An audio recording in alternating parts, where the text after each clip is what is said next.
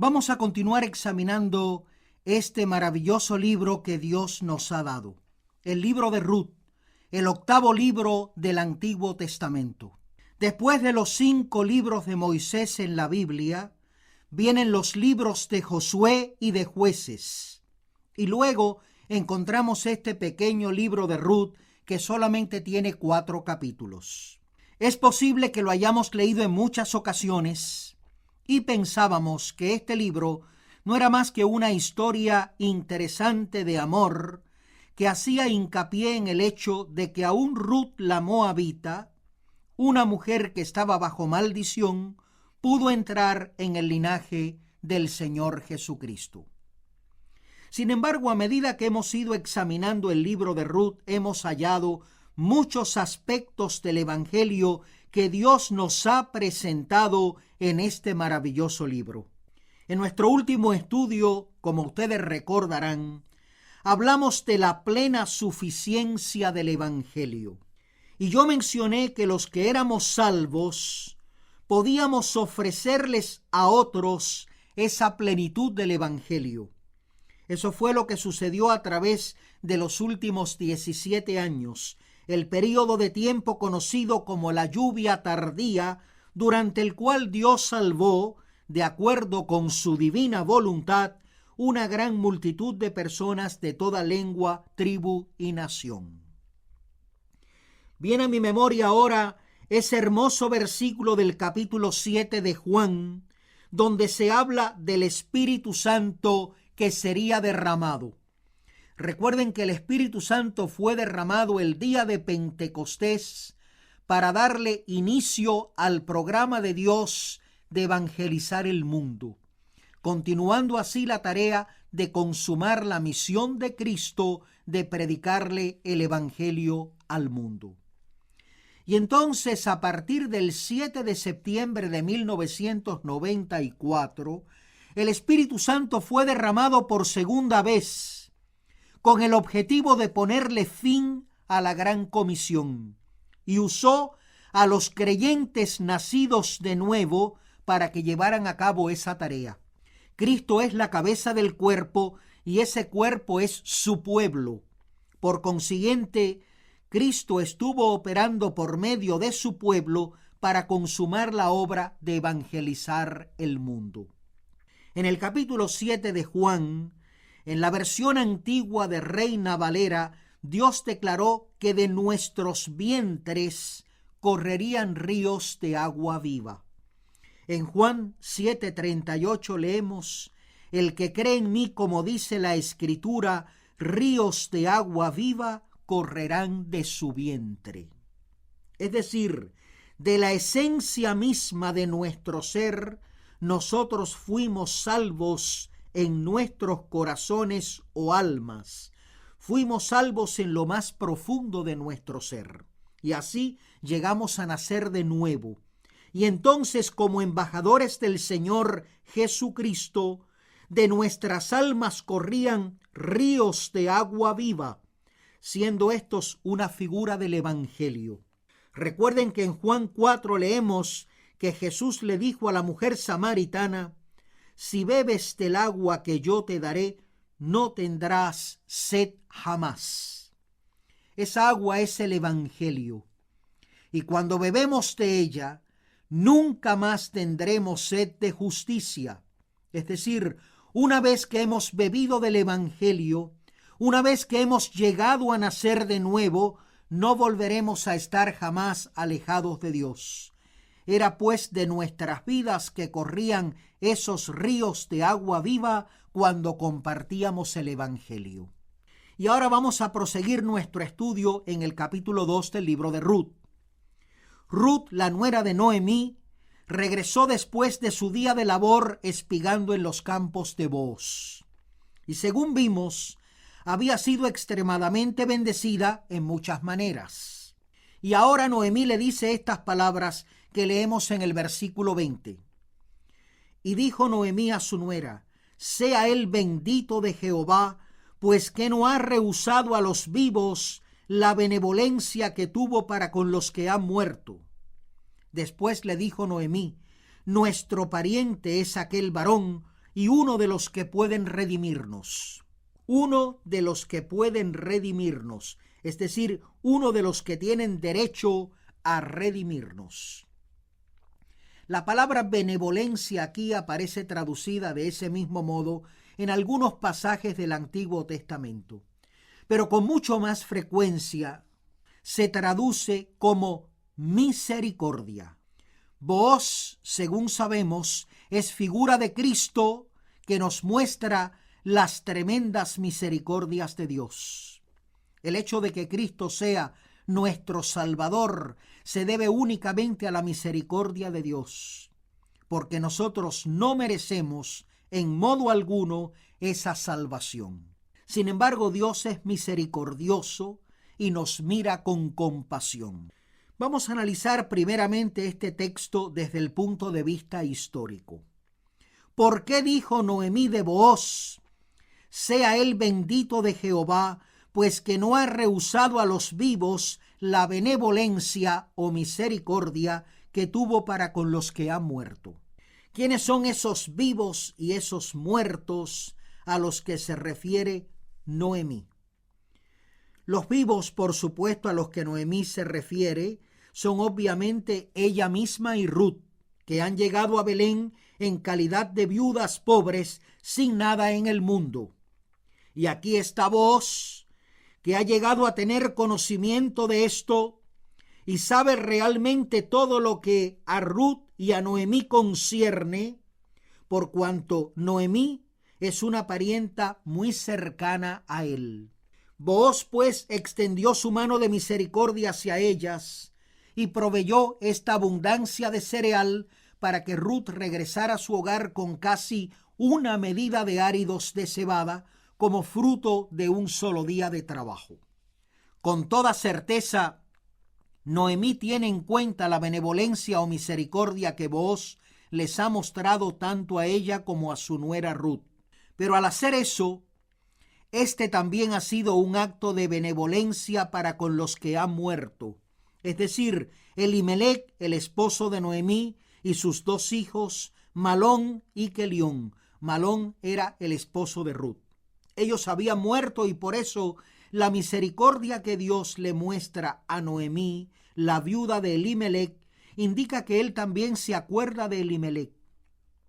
Debido a su amor por Elimelec, Malón y Kelión, él les muestra ahora este amor y esta misericordia a Noemí y a Ruth. Booz, por lo tanto, no ha rehusado la misericordia a los vivos ni a los muertos. Y por supuesto, esto tiene un significado espiritual más profundo. Booz es figura de Cristo y Cristo tiene misericordia de los vivos y de los muertos. En el sentido espiritual, nosotros comenzamos a vivir solamente cuando tenemos vida eterna, porque espiritualmente estamos muertos. El capítulo 2 de Efesios lo enseña de manera muy gráfica, y Colosenses 3:1 y Juan 5:24 también enseñan que antes de ser salvos estamos espiritualmente muertos. Pero cuando llegamos a nacer de nuevo, recibimos vida eterna. Recibimos nuestras almas resucitadas, en las cuales nunca más volveremos a pecar. Estamos pues verdaderamente vivos, tenemos vida eterna. Después que somos salvos, las misericordias de Dios continúan con nosotros. Dios sigue amándonos. De hecho, sus promesas comienzan a fluir, ¿no es cierto? Y Él dice: nunca te desampararé ni te dejaré. Y dice también que somos herederos de todas las cosas. Y asimismo Dios declara que viviremos con Él eternamente en los nuevos cielos y en la nueva tierra, y que podemos acercarnos confiadamente al trono de la gracia. Las misericordias de Dios se multiplican una vez que hemos sido vivificados en Cristo, y todo aquel que haya nacido de nuevo puede testificar acerca de esto que ha tenido lugar en su vida. Pero Él también ha mostrado misericordia para con los muertos. Es decir, antes de ser salvos, nosotros estábamos espiritualmente muertos. El simple hecho de que alguien pudiera llegar a ser salvo, el simple hecho de que Cristo pagara por los pecados de todos los elegidos antes de la fundación del mundo, pone de relieve la misericordia infinita y fantástica de Dios, su bondad y su amor infinitos, porque nosotros no merecemos en modo alguno esa salvación. Y ahora observen la frase siguiente en el versículo. Noemí le dijo a Ruth: nuestro pariente es aquel varón y uno de los que pueden redimirnos. Es posible que en este contexto ella dijera eso simplemente porque era un hecho, era una verdad obvia. Ruth, dio la casualidad de que el campo donde estuviste es de un pariente nuestro muy cercano. Y me alegro de que haya ocurrido así porque él mostró interés. Le doy gracias a Dios por el modo en que esto se desarrolló. El hombre que conociste y que te trató con tanta amabilidad es un pariente muy próximo. Vos era quizás un primo o un tío. La Biblia no dice cuál era el parentesco exacto, pero era un pariente cercano. En realidad, la palabra traducida como pariente cercano también significa redentor. Por eso dijo Noemí, él es uno de los que pueden redimirnos. Pues bien, esa es la situación. Cuando lleguemos a los capítulos 3 y 4 de este libro, vamos a desarrollar este asunto con mucha más amplitud. Pero ahora debemos decir algo al respecto como anticipo de lo que vendrá. Miren, cuando examinamos todos los hechos que nos muestra el libro de Ruth, llegamos a la conclusión de que Elimelec era un terrateniente en Belén, pero a causa del hambre que azotó aquella región, acerca de lo cual leemos al principio de este libro, Elimelec indudablemente tuvo que vender sus tierras. Esas tierras pertenecían a la familia de Elimelec, de quien Noemí era esposa, y de acuerdo con la ley de Dios, esas tierras tenían que ser propiedad de la familia de Elimelec para siempre. Aunque las vendieran por haberse empobrecido, podían ser redimidas o por el propio Elimelec comprándoselas a aquel a quien se las había vendido, o por alguna persona si Elimelec no podía comprarlas por ser demasiado pobre. Podían ser redimidas por un pariente muy cercano para que continuaran siendo propiedad de la familia de Elimelec. Y si esto no ocurría, entonces, en el año del jubileo, esas tierras regresaban automáticamente a la familia a la que pertenecían. Era así como estaba establecido en la ley. Cuando nos adentremos en los capítulos 3 y 4 del libro de Ruth, analizaremos esto con más detalles. Ahora bien, puesto que Noemí era la única parienta cercana viva de Elimelec, ella tenía en cierto sentido derecho a esas tierras, aun cuando no fuera dueña de ellas. En este tiempo ella había sido gravemente afectada por la pobreza y no poseía nada. Por tanto, era necesario que un pariente próximo redimiera esas tierras a favor de Noemí para que pudieran continuar siendo propiedad de la familia. Y Booz era un pariente lo suficientemente cercano como para que pudiera actuar como redentor. Él estaba capacitado por la ley de Dios, por la ley bajo la cual vivían estas personas en aquellos días, para redimir las tierras y hacer que éstas regresaran a Noemí.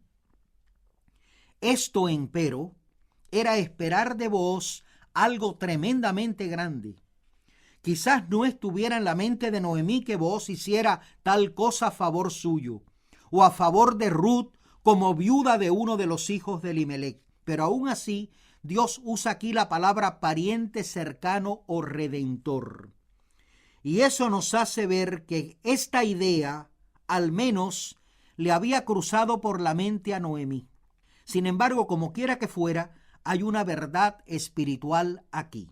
Recuerden que Booz, como tipo de Cristo, tuvo misericordia o había mostrado benevolencia para con los vivos y para con los muertos. Y eso está absolutamente relacionado con la salvación. Dios muestra misericordia para con aquellos que están espiritualmente muertos cuando los salva. Y Él muestra misericordia para con los que son salvos, siendo su Señor, siendo su Dios, haciéndolos herederos de todas las cosas, etcétera, etcétera. ¿Pero por qué lo hace? Bueno, Él lo hace porque es nuestro pariente cercano.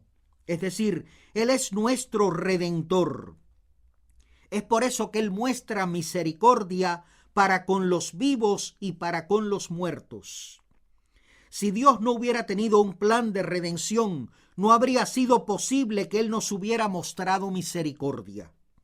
Porque nosotros merecemos pagar la pena de muerte. Dios nos creó, Él es el creador, pero su ley demanda que la paga del pecado sea la muerte. En Romanos 6:23 dice que la paga del pecado es muerte. Eso es lo que demanda la santidad de Dios. Y la justicia demanda que la ley sea cumplida.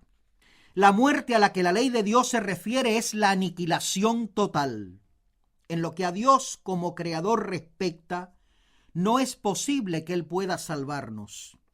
Nosotros tenemos que satisfacer la justicia de Dios y por ende debemos ser destruidos. Sin embargo, Dios es más que creador. Él también se manifiesta como redentor, como el pariente cercano, si quieren decirlo así. Él es quien hizo posible que nosotros pudiéramos ser redimidos. Éramos esclavos del pecado, éramos esclavos de Satanás por nuestros pecados. Satanás era nuestro amo, pero Dios, Él solo, nos libertó de esta condición porque Él es el Redentor. Vamos a estudiar esto con más cuidado cuando nos adentremos en los capítulos 3 y 4 del libro de Ruth. Pero por ahora es hasta aquí donde vamos a llegar con relación a este pariente cercano. Vemos pues cómo esta expresión de lenguaje se identifica con el hecho de que Cristo es nuestro Redentor.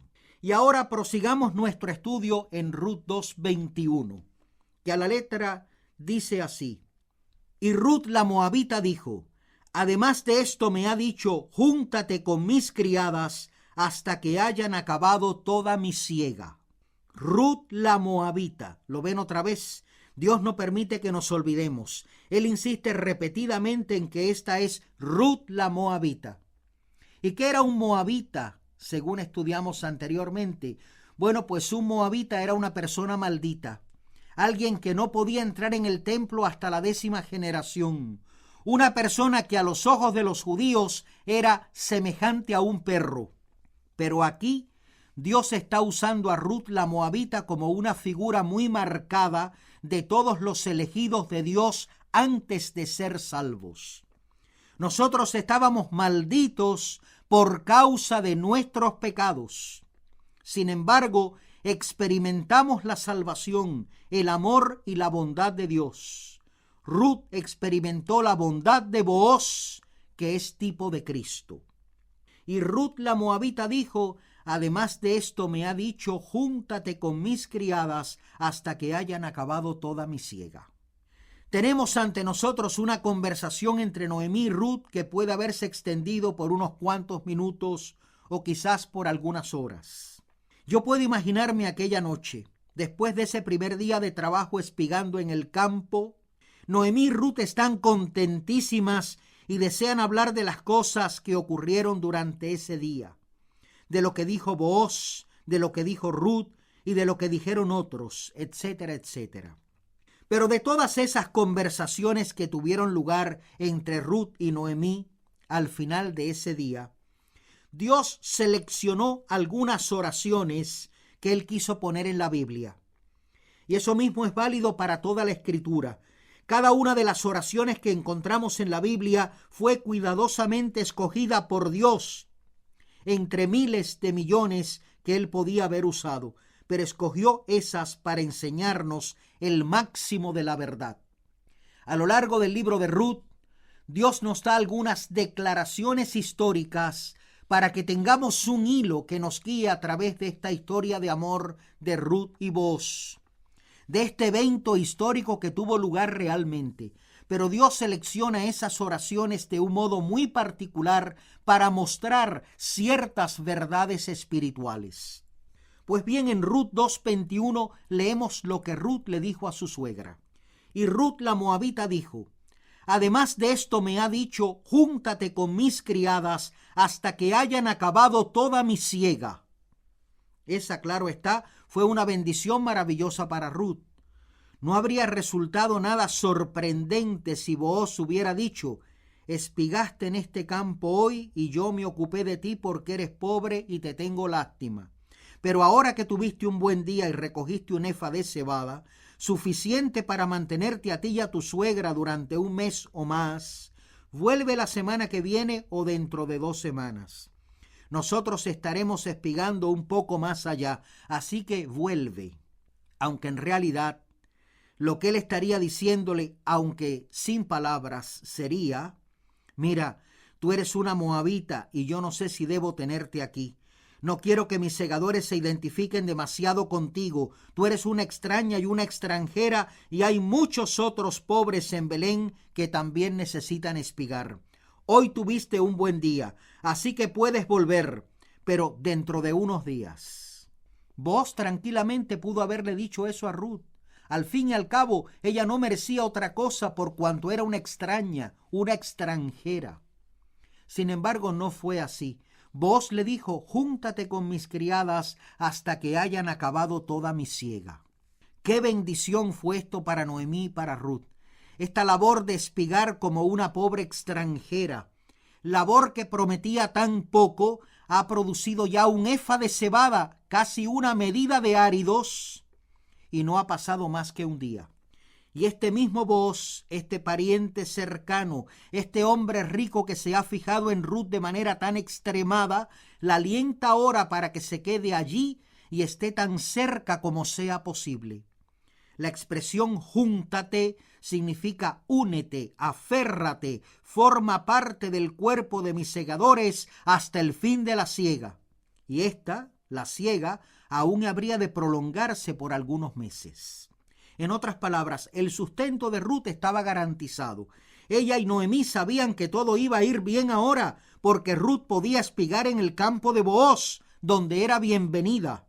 Él la había animado para que estuviera allí. Y esto que Ruth le contó tiene que haberle dado mucho aliento a Noemí. Pero ¿cuál es la implicación espiritual aquí? Dios no puso esto en la Biblia simplemente para que supiéramos que Ruth había alentado a Noemí con lo que le dijo. En realidad, este lenguaje nos está diciendo algo. Una vez que hemos nacido de nuevo, los creyentes por naturaleza nos juntamos con otros creyentes. Estas criadas mencionadas aquí son segadoras y representan a los creyentes nacidos de nuevo, los cuales están ocupados en el campo del Señor anunciando el Evangelio.